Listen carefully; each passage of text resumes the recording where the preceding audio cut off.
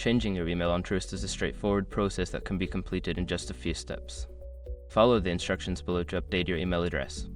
Step 1. Log into your account. Visit the Truist website or open the Truist mobile app. Enter your login credentials to access your account. Step 2. Navigate to Account Settings. Once logged in, look for the Account Settings or Profile section. This is typically found in the main menu or under your account overview. Step 3. Select Email Preferences. In the Account Settings menu, find the option for Email Preferences or Contact Information. Click on this option to proceed. Step 4. Update your email address. Enter your new email address in the designated field. Make sure to double-check for any typos to ensure accuracy. Step 5. Save changes and confirm. After entering your new email, look for a Save or Update button. Click it to save your changes. You may receive a confirmation email to verify the update.